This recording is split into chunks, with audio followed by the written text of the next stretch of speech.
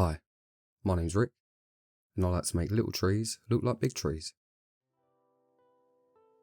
In today's video, we're going to be repotting these 3 black pine. But first, always got to make sure you're set up for the mess. So I won't be holding you here too long for these parts. Just making my way through the root ball, trying to separate them. So these are 3 black pines that are all potted together. And I did actually try and sell these earlier on in the year, just on Facebook Marketplace. These were actually gifted to me by Michelle, my good friend, who has donated a lot of trees to me so far. But I didn't really know what to do with them, to be honest, and I've got a lot of trees at the minute. Maybe a few too many. But they didn't sell, and I thought to myself, do you know what? I kind of want to do something with them. They weren't going to last forever in that pot, all 3 of them. They'll kind of be competing, so I knew I needed to separate them. Now, this could be considered quite a risky repot for a few reasons. One of them being, I'd imagine some of you are probably looking at, why is he trying to repot trees in autumn? Obviously, I've done my research, right, and they do say that you can repot pines, and some say it's actually better to do it in autumn time. To name drop a few, Harry Harrington has said it before, and Bonsai, another YouTube channel here. He also says it's possible, as well as many other sources, you know, Bonsai Nut and all the other forums. So I thought I'd give it a go. The other risky part is obviously what I'm going to be doing to them, so you'll see that soon. And then the third risky part is obviously bare rooting them, because of how I want to repot them. One of them I probably could have left a little bit of soil in, but I didn't, so we'll see how that goes. So the first one, my idea is, for this one, an exposed root. Now, I've watched Bonsai before, and I'm essentially using his technique. Not exactly, because of the soil mixes that I've got and he uses. But basically it's the same kind of thing. So net pot or net basket at the bottom. Fill this up with bonsai soil. Obviously that will help create finer roots at the bottom. More roots means bonsai soil at the bottom usually means the roots will separate better. Finer roots, you know, lots of roots, and then that helps feed the tree in a smaller pot. It's essentially how bonsai works. So yeah, bonsai soil mix at the bottom there, that's, I think it's probably like a 33 Akadama, 33% perlite, 33% lava rock. And I've also mixed a bit of root grow in there, which is just like mycorrhiza fungi. Just helps that start off. Then I'm just going to secure the top of this pot to the bottom, just make sure I can actually secure it first. Obviously the tree isn't in there yet. This isn't actually a mistake. This was me just testing it. It's actually a perfect fit as well, which I'm quite happy for. The longitude there is also a pond basket. I've just cut the top, well, the bottom of it off, to obviously allow the tree to come through the top. So the next part of this one will just be arranging the roots. Obviously they're quite a mess, and you can have quite a messy exposed root pine, but I kind of wanted to arrange them a little bit more just so I could see what's going on, and also helps you get through the actual top of the pot. So here I'll just post a tree through the top of the pot. Trim up some more of them roots just so they can get into the pot. Now obviously these are quite long. It's quite hard to just place roots into this kind of mix, so I just want them kind of sitting on top for now and just making sure that they will kind of be protected by the pot and eventually nestle into that bonsai soil at the bottom. Next, just to secure the pot on the top, thus kind of securing the tree.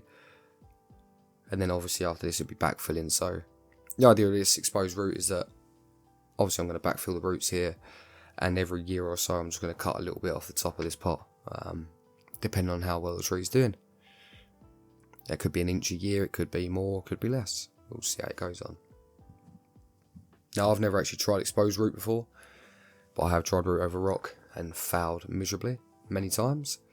But my hopes are high for this one. You know, I've done a bit of research and I feel like the technique I'm using here Should be okay.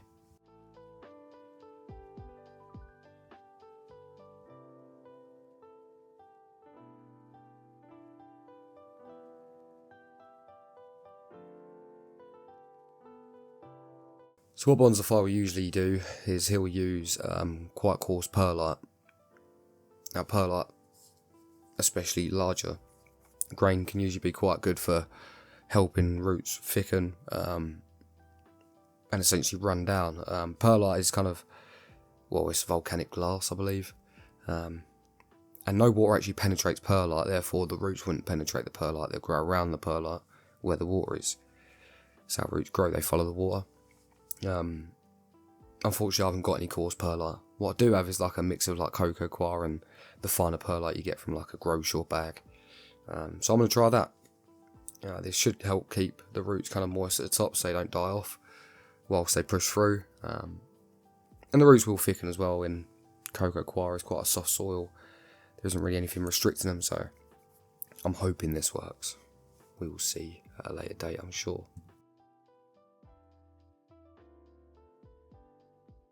And as always, it's important to kind of work that soil in between the roots that exist, even more in an exposed root.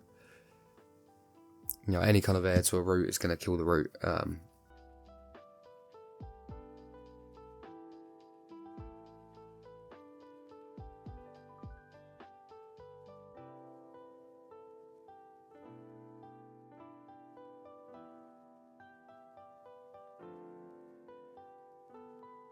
And then before I'm done with this tree, in for a penny, in for a pound, as they say, I'm just going to wire the trunk of this and give it a bit of shape, as currently it has no shape. You know, it's autumn going into winter. Usually a good time to wire trees, just because you can usually get a pretty good hold over the winter time without causing any wire bite, because the tree's not actively growing, right? It's growing inside the tree and it's growing vascularly, let's say. It just isn't pushing much foliage, so.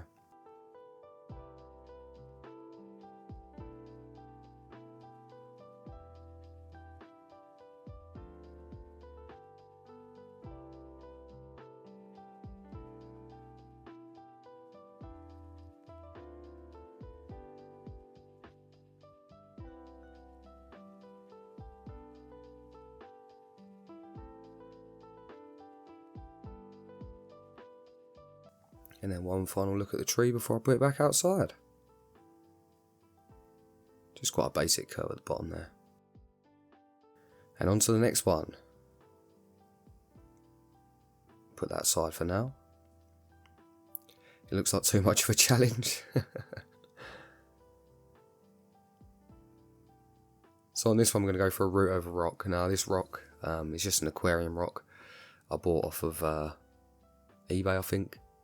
I bought a couple. Come from an aquarium.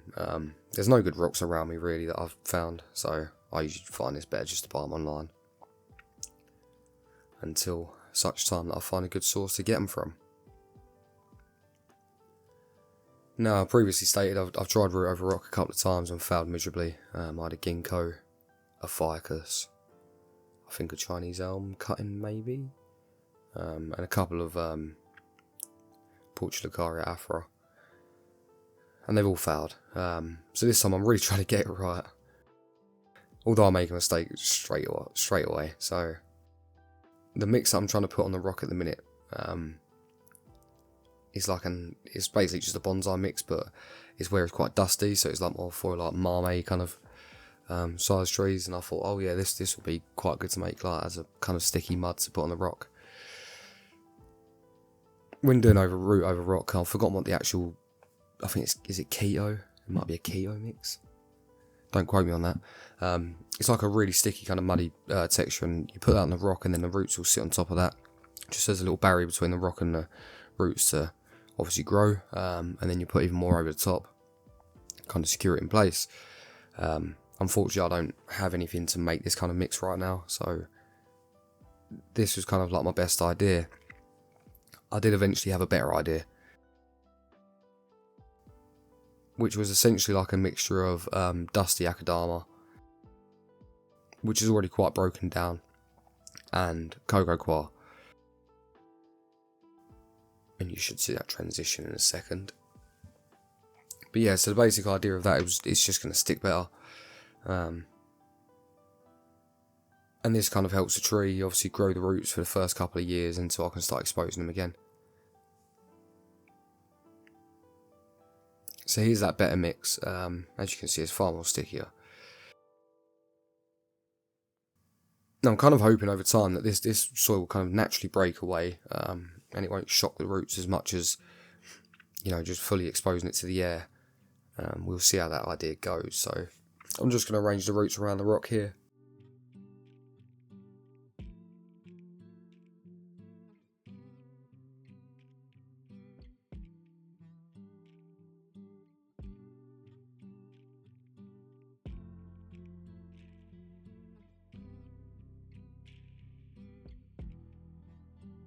And I've sped this part up just so you don't have to watch me fight with the tree the whole time. Just be a couple of minutes of it. But yeah, I'm essentially trying to sort out the... Obviously, you can't really have any roots on the bottom of the tree now. There wasn't really any tap roots on this anyway. There was a thicker root at the bottom. I wouldn't really call it a tap root. And luckily, these trees have kind of given me a lot of roots from the base of the trees anyway. But you do have to cut off the thicker ones at the base, otherwise the tree will never sit on the rock. And then you kind of need to make sure that you've got some of your bigger roots kind of gripping around the rock, right? There's no point in having all the roots on one side of the rock because the tree will just fall off. So you need some front, some back, some left, some right. Until such time that they get thick enough that they can kind of grip the rock. And obviously the idea is to get the roots to grow around the rock and then under the rock as well. And this will give you the best hold in the future.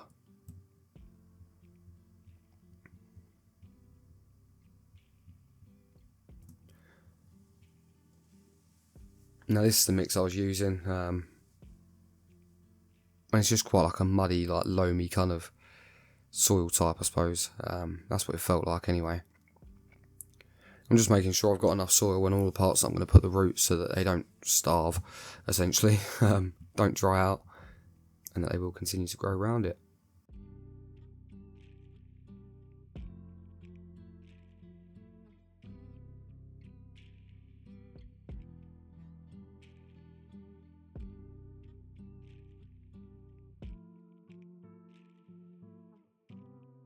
So then skipping on a little bit, this is just where I'm securing the roots to the rock, or the tree to the rock, shall I say. And I'm just using, like, I think it's 1mm wire, maybe 0.5mm wire. There are different ways you can do this, and I did debate for a little bit graft tape. My problem is with that, you can't really have a tight enough to actually keep the tree secure, so I'm using wire.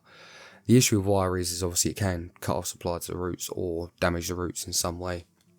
It isn't really what you want when you're eventually going to be exposing these roots. But it was the best thing I had to hand, so there we go. I'm just going to put a wire on one side of this and then the other side and just tighten that up.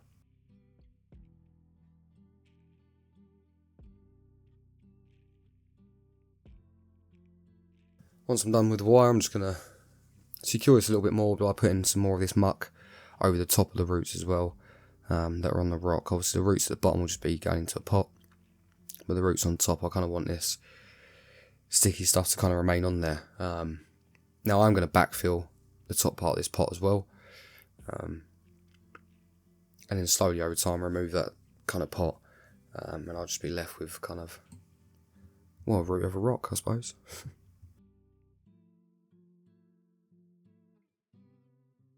Now this is more of a bonsai soil mix. This is again same as the last one, which is probably like 30. It's a third of each, so akadama, perlite, and lava. And obviously this will help me with the finer roots at the bottom of the tree. I also put some mycorrhizal fungi or root grow into the bottom of this pot as well, just to help those roots kind of push on, hopefully. I use root grow in quite a lot of coniferous trees, not so much deciduous, because I feel like deciduous are usually got quite healthy root systems anyway. When you're talking about maples, beech, their roots are very strong. They grow and grow, so you don't really need it. Obviously with the coniferous trees, they find it harder to move water around, so you need that mycorrhizal fungi to kind of feed the tree. And then moving on to putting the top of the pot on. Again, quite a good fit. I'm not bad at judging these things. And then I'm just going to find a way of securing the top pot to the bottom pot. It doesn't have to be that secure, it's just to hold obviously the soil that's inside. So I'm opting more for guy wiring, kind of pot to pot, I suppose you could call it.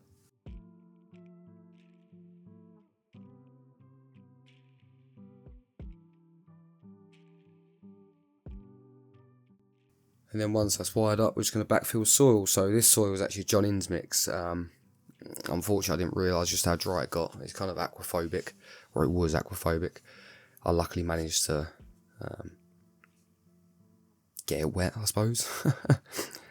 And it's actually rained for like 3 days since I've done this, so it's okay now. But that was a bit of a worry at the time.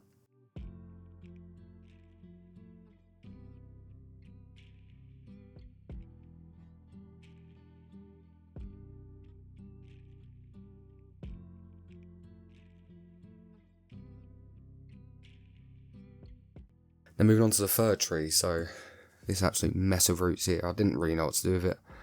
All the roots were grown out of one side. The roots on one side had died off completely. This was kind of hanging over the pot. If you look back at the first images, this is probably in the worst position, and partly the reason why I wanted to repot all 3 of these. Essentially this one I've just gone for a standard kind of repot. I'm just going to let this grow kind of as a formal upright, informal upright, I suppose. I don't know. I'll have to look at wiring it again soon. But the root ball on this one was so terrible, I thought I don't want to do too much to it because it will just definitely kill it. So obviously here we have a pond basket. Some more of that really dry John Inn's mix. Looking back, I probably should have wet that up before I used it. The dusty part helped it get around the roots though, which is okay.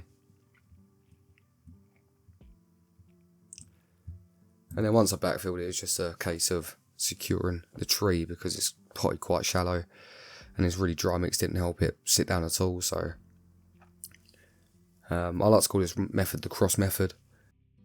Essentially one wire goes across the trunk one way and another the other way, and it kind of just holds it in this little kind of box. Obviously you have to make sure it's quite tight to the tree, but not too tight that it's going to cut into the tree eventually.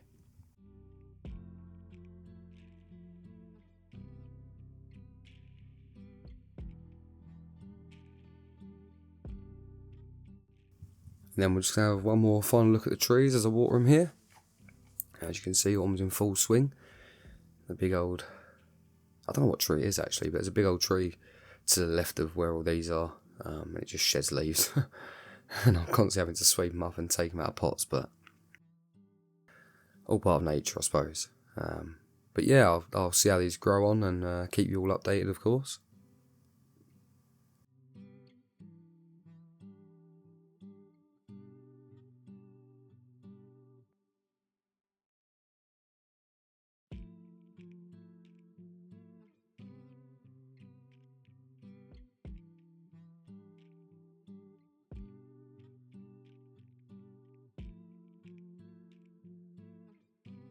As always, thanks for watching, and I'll see you again soon.